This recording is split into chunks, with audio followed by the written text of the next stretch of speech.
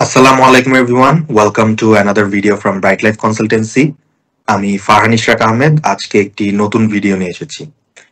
আজকের ভিডিওতে আমরা কথা বলবো যারা ইউরোপিয়ান কান্ট্রিজে যায় ফর দ্য হায়ার স্টাডিজ, তারা আসলে তাদের গ্র্যাজুয়েশনের পর কি কি অপরচুনিটিস থাকে এটা নিয়ে অনেকেরই কনফিউশন থাকে।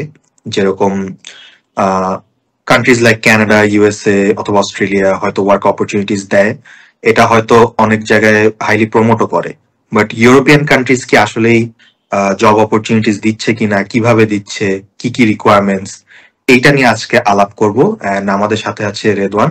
So how are you doing today Redwan? Assalamu alaikum সবাইকে. I'm doing good, thank you.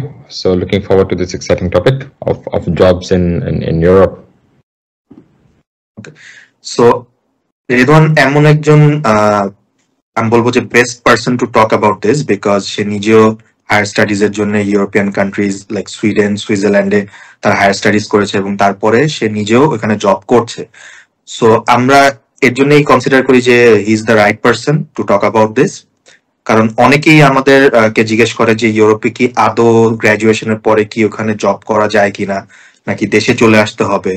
So একটা Bangladeshi student after their graduation European countries, যেখানে অনেকগুলা কান্ট্রি, সো তারা কি আসলেই ওয়ার্ক অপরচুনিটিস দিচ্ছে কিনা, এইটা নিয়ে যদি একটু বলা যায়।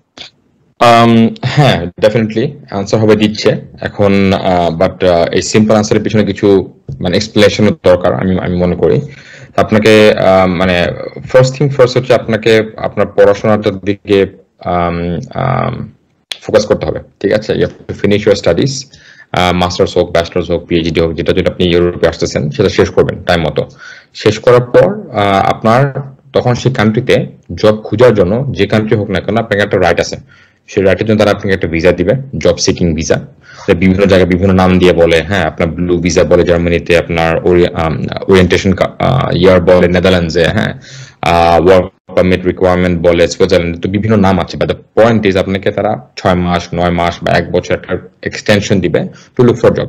তো আপনি জব ওই এক্সটেনশনটা নিয়ে আপনি তখন জব অ্যাপ্লাই করা শুরু করতে পারবেন অফিসিয়ালি এবং লিগালি আর কি। হ্যাঁ, তো সেটার দিকে ফোকাস করবেন আগে, যেন আপনি সিকিউর করতে পারেন। দেন হ্যাঁ, জব অপরচুনিটি ডেফিনেটলি আছে। আপনি যদি বেসিক ইন্টার্নশিপস দেখেন, ইন্টার্নশিপস আছে, আপনি ইন্টার্নশিপস সার্চ করতে পারবেন। এবং ইন্টার্নশিপস আপনি ধরেন যে সামার টাইমেও করতে পারবেন। ধরুন আপনি 2 বছর ডিগ্রি, আপনি 1 বছর করলেন, তারপর আপনার সামার টাইম পড়বে। হ্যাঁ, ওই সামার টাইমে অনেক ইন্টার্নশিপ করে 2 মাস 3 মাস করে, তারপর আবার তারা সেকেন্ড ইয়ারটা শুরু করে। তো আপনি অ্যাক্টিভ হন। আমি বলবো যে ওই সামারে একটা ইন্টার্নশিপ বা একটা পার্ট টাইম কাজ আপনার ফিল্ড রিলেটেড, সেটা আপনি খুঁজে চেষ্টা করবেন আগে থেকে। চেষ্টা করে যদি আপনি সিকিউর করতে পারেন, that will really help you, not just from a money perspective but also from a career perspective. আপনি সিভিতে দিতে পারবেন যে আমি ওই কান্ট্রিতে ওয়ার্ক করার একটা এক্সপেরিয়েন্স আপনার আছে। This is very important. Second, ইন্টার্নশিপটা দেখতে পারবেন যে অনেক সময় যারা থিসিস করেন বা যারা লাস্ট সেমিস্টারে আছেন মাস্টার্সে, সেক্ষেত্রে তারা অনেক সময় ইন্টার্নশিপ অফার করে। তারা বলে যে internship is part of year programme. এটা নর্মালি ফ্রান্সে হয় অনেক ক্ষেত্রে, ঠিক আছে, এবং অন্যান্য কান্ট্রিতে কিছু কিছু জায়গায় এটা এনকারেজ করে যে আপনি লাস্ট সেমিস্টারটা থিসিস না, আপনি কোথাও কাজ করবেন, ওটার উপর একটা রিপোর্ট লিখবেন বা একটা থিসিস লিখবেন, and then your masters is over. কিছুটা বাংলাদেশের সিস্টেমে আর কি। তো সেই ক্ষেত্রে আপনি একটা প্রপার জব এক্সপিরিয়েন্স পাবেন 5-6 মাস, যেটা আপনাকে ইউনিভার্সিটি নিজেরাই সিকিউর করে দিবে। তো সেই ক্ষেত্রে আপনার আগেন একটা নতুন জব এক্সপিরিয়েন্স হলো, যেটা আপনি সিভি দিতে পারবেন। হ্যাঁ, সো এই বিষয়, এই জিনিসগুলো, এই অপরচুনিটিস গুলা আপনার অ্যাকোয়ার করা উচিত বলে আমি মনে করি। This is the first advice for ইন্টার্নশিপস। অনেক ক্ষেত্রে যেটা হয় যে আপনি গ্রাজুয়েশন শেষ করার পর অনেক গ্রাজুয়েট প্রোগ্রামে অ্যাপ্লাই করতে পারবেন। আই হোপ আপনি জানেন যে গ্রাজুয়েট প্রোগ্রামস গুলো কি। বেসিক্যালি আপনাকে 1-1.5 বছর 2 বছর একটা প্রোগ্রাম থাকে, যেখানে ইয়াং গ্রাজুয়েটদেরকে কোম্পানিজ হায়ার করে, তাদেরকে ট্রেন করে, বিভিন্ন ফিল্ডে শিখায়, রোটেশনস করানোর পর তাদেরকে একটা পার্মানেন্ট জব কোম্পানিতে দিয়ে দেয়, যদি তার পারফর্ম ভালো করে আর কি। হ্যাঁ, এটা বাংলাদেশেও আছে আই এম শিওর। সেম সিস্টেমে বিদেশে ভালো ভালো কোম্পানিজ বিভিন্ন রকমের গ্রাজুয়েট প্রোগ্রামস গুলো তারা অফার করে থাকে। আমি বলবো যে মেজরিটি অফ দ্য বড় বড় কোম্পানিজ এই প্রোগ্রামস গুলো আছে। আমি বলবো যে আগের থেকে এগুলি দেখে রাখা উচিত আপনাদের, যখন আপনারা এখানে পড়াশোনা করবেন। লুক এট দ্য রিকোয়ারমেন্টস, কি লাগবে, কি কি ডকুমেন্টস লাগবে, ল্যাঙ্গুয়েজ কি লাগবে, স্কিলস কি লাগবে, সিভিতে কি যাচ্ছে, এগুলি আগের থেকে টাইম নিয়ে রেডি করে তখন আপনি অ্যাপ্লাই করতে পারবেন। যদি আপনাকে সিলেকশন করে, then you go through an assessment centre and then you get selected, ঠিক আছে? সো এই হচ্ছে আপনার সেকেন্ড রাউট।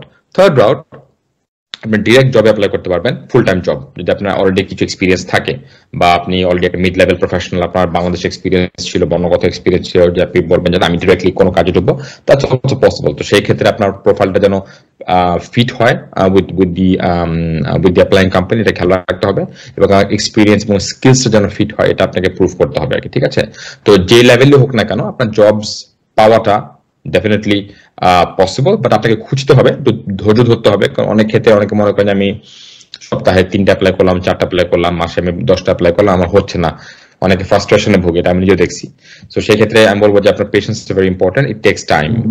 অনেকের 2 মাস লাগে, অনেকে 6 মাস লাগে, অনেকের 1 বছর লাগে, ইট ডিপেন্ডস আপনি কোন ফিল্ডে আছেন, আপনার সিচুয়েশন কি, আপনার টুকিটাকি লাকেরও ব্যাপার আছে এখানে। হ্যাঁ, তো আপনাকে লেগে থাকতে হবে, লেগে থাকবেন, চেষ্টা করবেন, আপনার স্ট্র্যাটেজিগুলো ইমপ্রুভ করবেন, অ্যাডাপ্ট করবেন, দেখবেন যে ইনশাআল্লাহ একটা সময় আপনার হয়ে যাবে।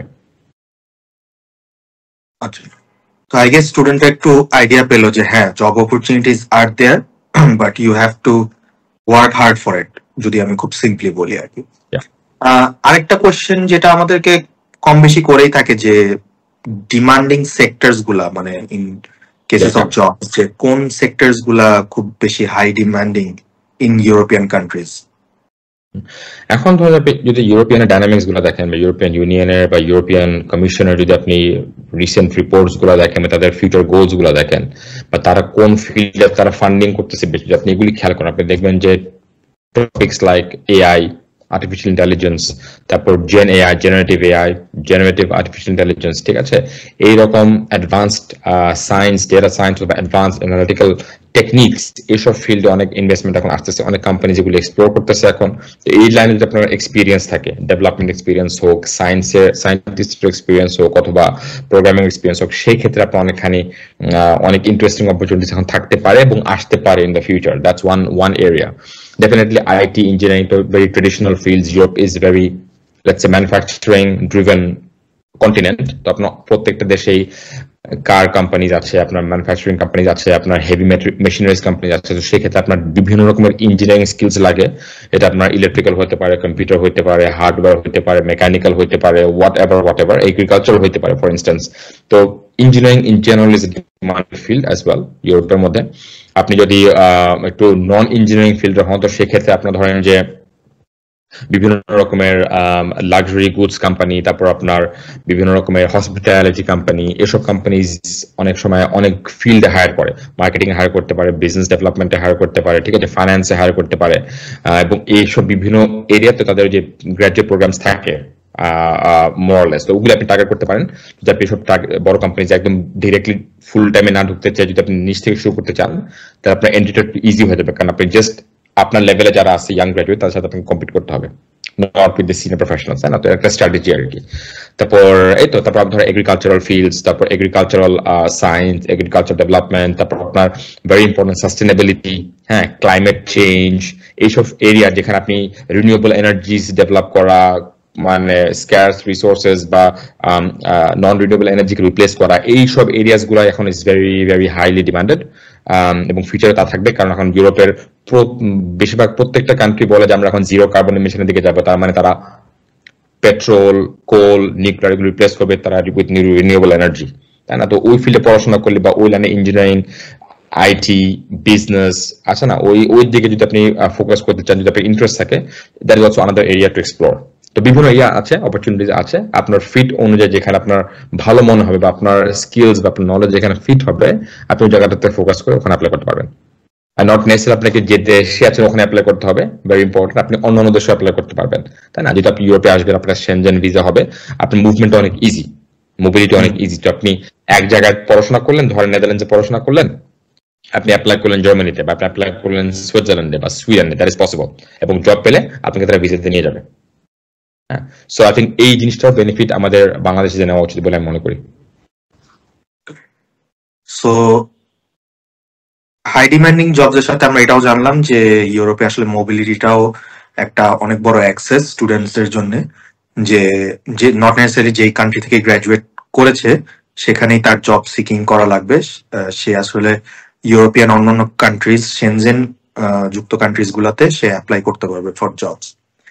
আরেকটা কোয়েশ্চেন যেটা আমাদের অনেকেরই করে থাকে, যে যেহেতু ইউরোপিয়ান কান্ট্রিজ বা যে কান্ট্রিজ গুলা each country has their own language, so language রিকোয়ারমেন্টটা আসলে কতটুক স্ট্রিক্ট ইন গেটিং জবস, এটা নিয়ে যদি একটু বলা যায়। এখানে আপনাকে বুঝতে হবে যে কোনো কান্ট্রির ল্যাঙ্গুয়েজই তাদের কাছে ইম্পর্টেন্ট। হ্যাঁ, যেমন আমাদের কাছে বাংলা ইম্পর্টেন্ট অবভিয়াসলি। হ্যাঁ, আমরা ইংলিশ জানলে আমরা বাংলা কথা বলবো, ইটস আওয়ার নেচার। হ্যাঁ, এটা সবারই একই নেচার। আপনি যেখানে আসেন না কেন, দে লাইক দ্য ল্যাঙ্গুয়েজ, এবং তারা কমফোর্টেবল তাদের নিজের ল্যাঙ্গুয়েজে কথা বলতে। সো আমি বলবো যদি আপনার প্ল্যান থাকে আমি একটা দেশে থাকবো, ক্যারিয়ার করবো, আমি পিআর নিবো, সিটিজেনশিপ নিবো ইন দ্য ফিউচার কোনোদিন, তো সেক্ষেত্রে আপনার আগের থেকে ল্যাঙ্গুয়েজটা শেখা উচিত বলে আমি মনে করি। হ্যাঁ, যে পারপাসই হোক, জব সিকিং পারপাসে হোক, সোসাইটিতে ইন্টিগ্রেট করার জন্য হোক, পাসপোর্টের জন্য হোক, আপনার আলটিমেটলি ল্যাঙ্গুয়েজটা লাগবেই। আপনি এখন শিখবেন, নাহলে হয়তো 5 বছর পরে শিখবেন, দ্যাট ইজ অনলি ডিফারেন্স। আপনাকে শিখতে হবে। এখন এটা বলার পর এটা বলা উচিত যে not every jobs require the local language. যে আপনি বড় বড় মানে মাল্টিন্যাশনাল কোম্পানিতে অ্যাপ্লাই করেন, গ্রাজুয়েট প্রোগ্রামে হোক বা নর্মাল জবে হোক বা ইন্টার্নশিপে হোক, তারা ইংলিশে কথা বলে, বড় বড় কোম্পানি, কারণ তার গ্লোবাল অপারেশন, তারা বিভিন্ন বিশ্বের বিভিন্ন কন্টিনেন্টে তারা অপারেট করে, যেখানে ইংলিশ হচ্ছে বেসিক ল্যাঙ্গুয়েজ, কোনো সমস্যা নাই। হ্যাঁ, বাট যদি আপনি ল্যাঙ্গুয়েজটা জানেন, তাহলে আপনার জন্য যে লোকাল যে কোম্পানিজ গুলা, medium size companies, small company, start up যেগুলো হচ্ছে মানে একটা কান্ট্রির মধ্যে, সেগুলো আপনার জন্য অ্যাক্সেসিবল হয়ে যাবে যদি আপনি ল্যাঙ্গুয়েজটা একটু হলেও আপনার আইডিয়া থাকে।